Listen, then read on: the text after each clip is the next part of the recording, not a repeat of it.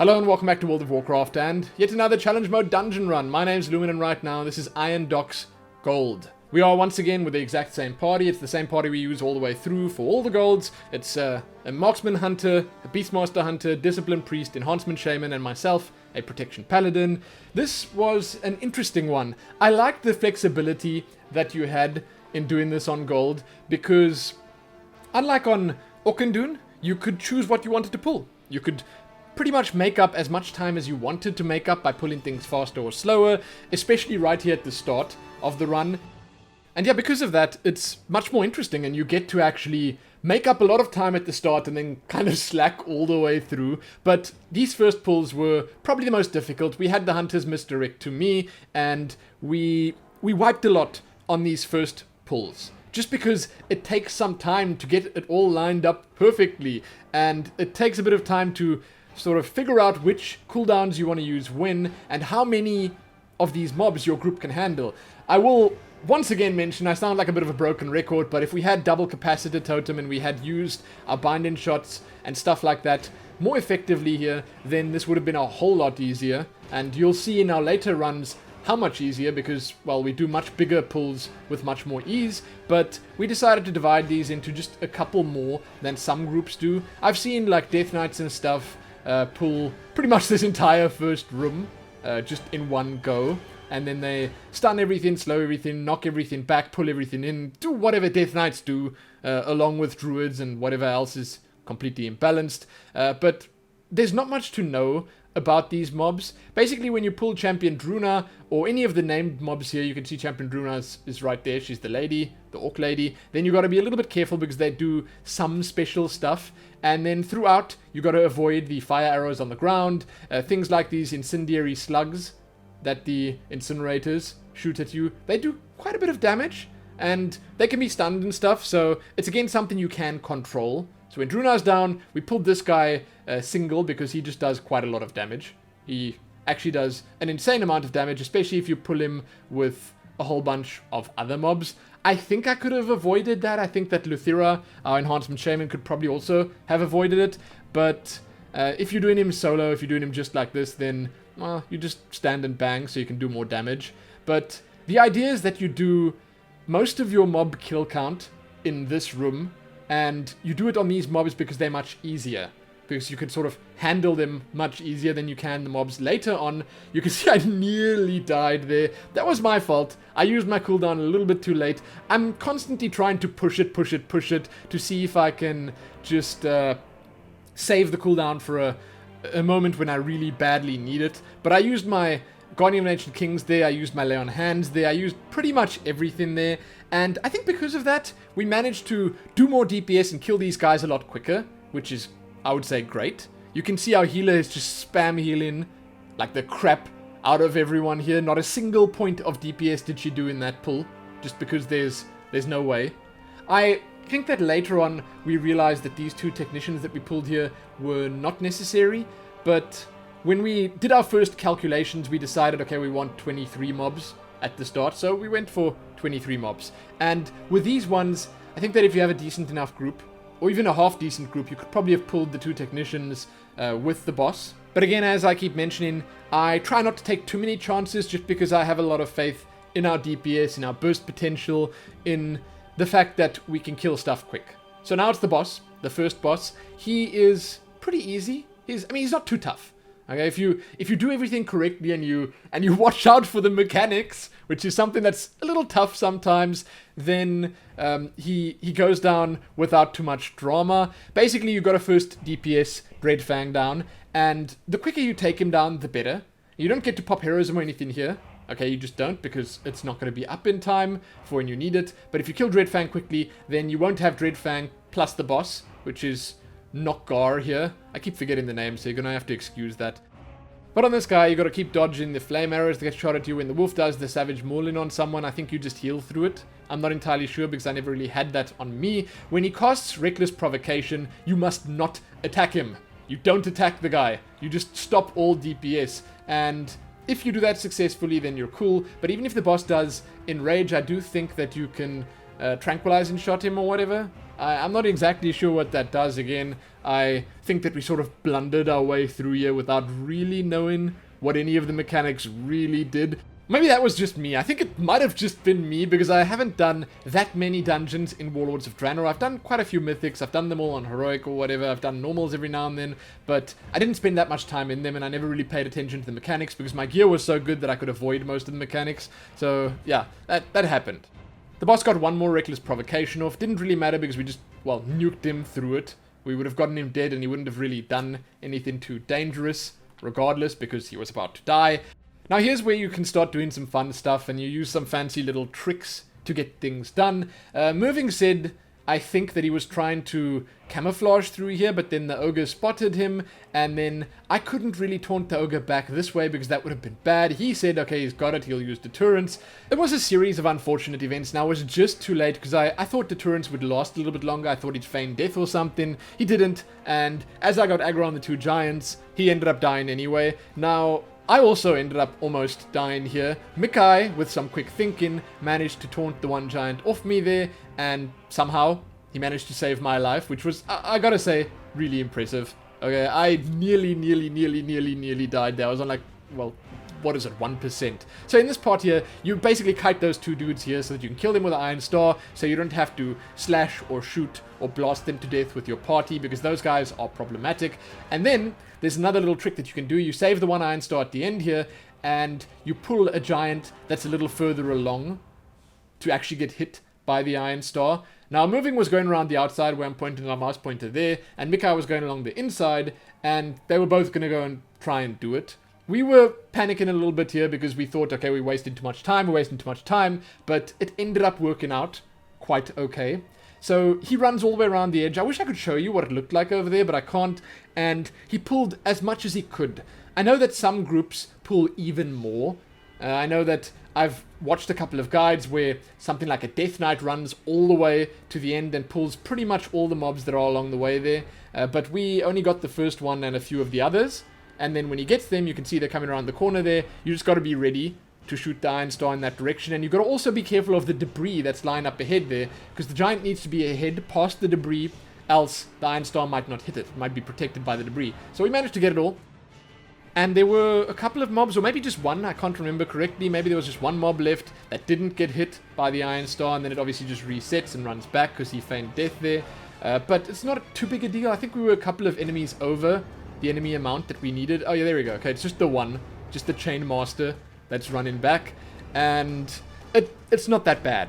Now, with this little gauntlet that you got to run here, you have to be careful because it'll one-shot you, or at least it'll kill you before you get to the other side. So we had to wait, again, wasting a bit of time. Like, we could maybe have stayed mounted up, probably could have stayed mounted up and ran around the corner there and made it around before this barrage hit this section of the platform here, or this section of the docks. But we played it safe because we had more than enough time, and you always have to just stay out of line of sight. So when you run past there, you run around the corner, get behind the crates. As a tank, you pull everything quickly. These mobs don't do anything special. They throw like this little axe on the ground, I think. That's very hard to see if you're using Mirror of the Blade Master, just by the by, that you got to avoid. And then they throw some grenades and hammers and stuff like that. Doesn't matter. They are pretty easy. They hit hard on you as a tank, but the rest of the party doesn't need to watch out for much more than those spinning axe things that are on the ground. You can see them there, and even they don't do too much damage. Your main concern, once again here, is just that barrage every time. So, this big guy here, the Ogron Laborer, he should have been pulled by Mikai or Moving before, but it's a little tough going in this deep and making it out alive. So we decided it again just wasn't worth the risk, because if one of our party members dies all the way in here while trying to pull this big guy, then, well, bad things will happen, because you'll have to fight through a whole bunch of mobs, and you'll have 1 DPS less than you usually would. So we decided, okay, we'll just kill him regularly, like this. Again, add into the kill count, giving us a lot more than we actually needed. The Ogron himself, he does a flurry. I think he might do a ground stomp or something like that. None of it too deadly, doesn't really do very much. Again, your main concern is just staying out of the barrage from the ship over there. And the next pack here is the Battle Master and some of the Flame Slingers. They don't do very much. There's the one technician that throws those whirly blades down. Gotta dodge those. If you're a tank and you have control of where the mobs are standing, try keep them inside those Mirror of the Blade Master trinkets, because it makes a difference. The guy's doing a Blade Storm here. I didn't want to move him, just because it's just our melee that's standing in it. That's myself and Luthira, the Enhancement Shaman, and I don't want to risk anyone running into the barrages. So we ran a little early here. Some bad stuff happened. Everyone except myself and Merving died. That's what we're trying to avoid all this time. And it's like, it's not the first time that tragedy strikes on one of our runs, okay? This happens a lot. And then Merving's like, reset. And we were like, no, we might still have this. Let's just keep going. Let's just keep going. I think he just wanted to reset out of shame. And I get it, okay? Because I'm the one who's actually recording it. And I'm the one whose point of view you guys are seeing. So you can always see when I mess up. But, well, pretty much the entire party messed up there. So it was a little unfortunate. We managed to recover, though. And again, I love the fact that I got all of this recorded, because you can see you have time to mess up. You can mess up and still get gold. Now, these bosses, they are more simple than they seem at first. Like, when you get the hang of the mechanics and stuff, they're not too tough. The big guy does Flame Slash and a Flame Wave of sorts. The Flame Wave, he just aims at your ranged members or at certain members. You can see he always faces in that direction. He casts it. It's not too tough to dodge, and it doesn't do too much damage. The Flaming Slash, you can just run through him to his other side, but while you're doing that, you've got to be careful for the traps on the ground, which can trap you. They're from Nisa Nox, that's the little one. The lady that we killed immediately, she's the only really dangerous one. She does this blood orb that she casts on herself, much like the first boss, and when she does that, you must stop DPS on her, else she heals up almost completely. So you basically burst her down before she gets to do anything. We used heroism here because of that, if I'm not mistaken. I don't know why, because like we wanted to actually save it for the last boss, but I think we ended up doing the last boss without heroism. We'll see when we get there. And this Nisa Nox here, you can see she keeps casting Bomb Squad, and then she keeps throwing traps out around her. Bomb Squad, you just DPS down. Our hunters were in charge of that.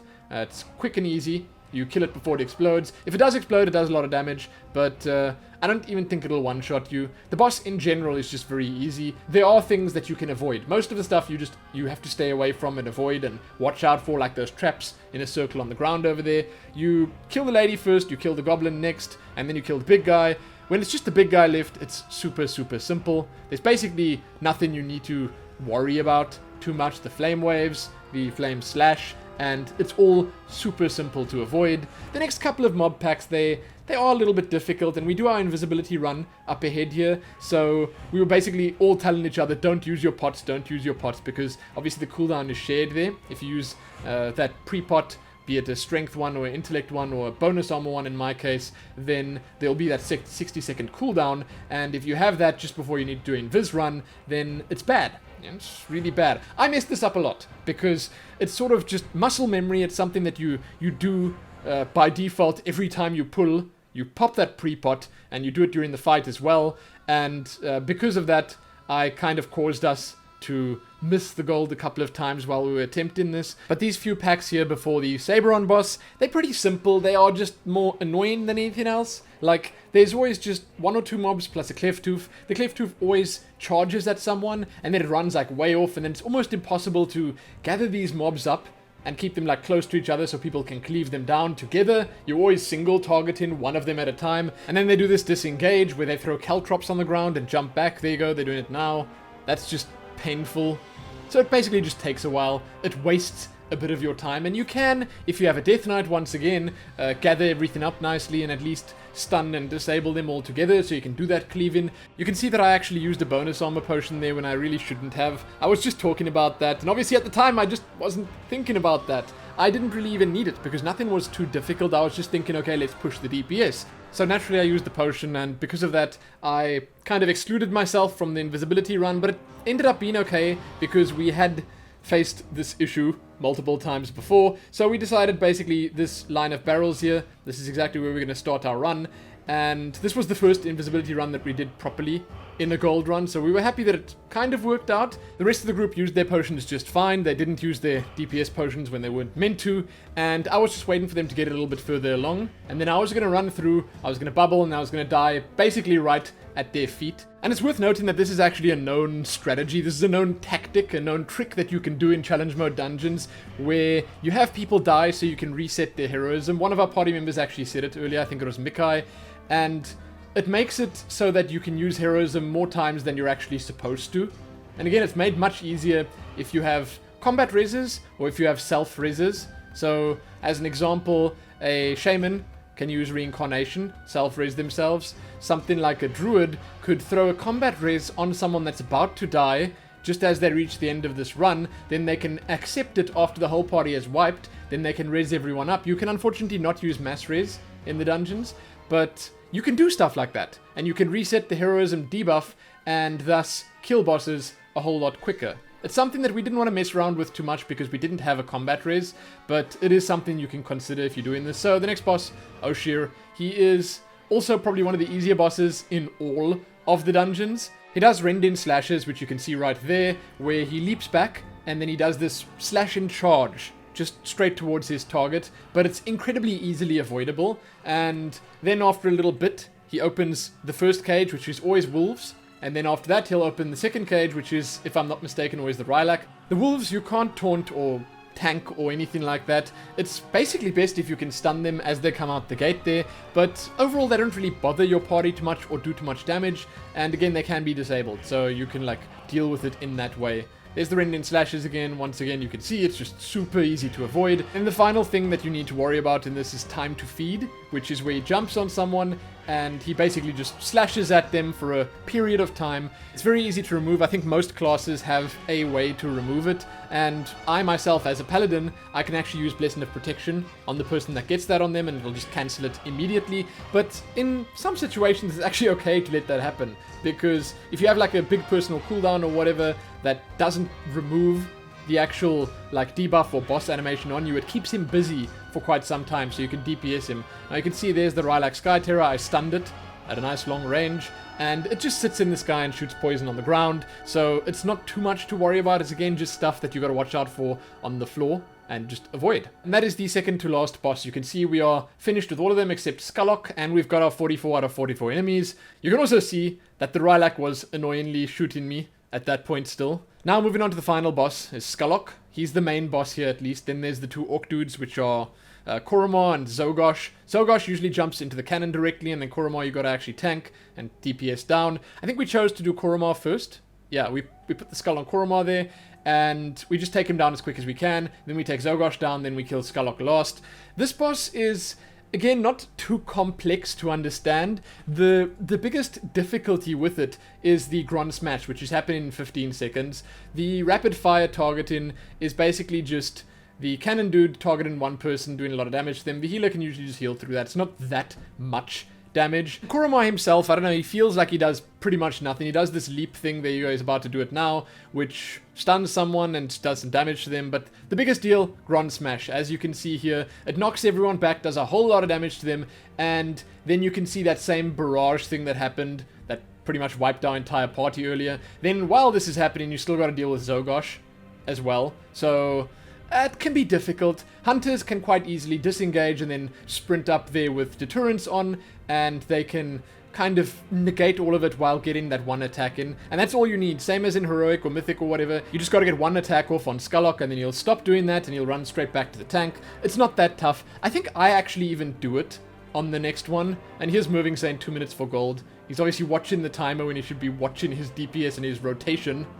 He's actually top on the DPS, so I shouldn't be saying that, but whatever, okay? So the next Gron Smash is going to happen soon. You need to just do as much damage as you can between the smashes and interrupt the smashes as quick as possible. So again, he knocks you all back, and now it was meant to be Mikai doing it. I'm not sure if Mikai actually ended up doing it, because I thought to myself, well, I've got Bubble, I can run up in there, pop Bubble, I pop Speed of Light, and I got in range quick enough. Now, the only risk involved there is that I run out of range of the healer, but I had Ardent Defender up. I basically had cooldowns ready, so it wasn't that big a deal. And this guy, he takes a lot of damage. You can see he's only on 40% life now, and we've been wailing away at him for quite some time. You can see the gold timer at the top of the screen there. It's still 1 minute and 10 seconds, so we are safe enough where that's concerned. Like, we'll be okay. It's just, we didn't know for sure, because we didn't have heroism on here. Even though myself and Zoe got heroism, that didn't really help us all that much. So, like, our DPS didn't have heroism, so our DPS output was way lower than it should have been. But there you go. Done. We got him as we got the last Grand Smash, and that's gold on Iron Docks. Overall, I'd say it was actually one of the easier ones. Like, we did this along with Oukendun on the same night. It wasn't like we spent many hours on it, and we all came into it knowing very little about it. Like, we came in, we learned it, we basically did one run of it as like a test, and then we just jumped straight into the gold attempt, and it worked out okay. Again, I did some research before, and as I mentioned, I actually got boosted before on my Monk, so I saw all the fancy little tips and tricks, the little things that you could do to make the runs easier, so all of that helped us out a lot. But I would say in total we spent like 2 hours maybe on this, a little bit less potentially, and then the same amount on Oukendun. Although we had some practice on Oukendun because I played it before as Retribution, where we had a Monk tank. But regardless, there you go. That's Iron Docks on gold. I hope you guys liked the insights and the, once again, authentic experience of the run. Lots of bad things happening that I think could have been prevented if we, or maybe if I, paid a bit more attention. But whatever, you know, gold is gold. I'll say that pretty much every single time. So there you go. Check back here soon for the next one. Give this one a like, share it, and do all the good stuff. And I guess let me know what you think about the runs so far, about how scrappy they've been. So there you go. I'm done. Happy that.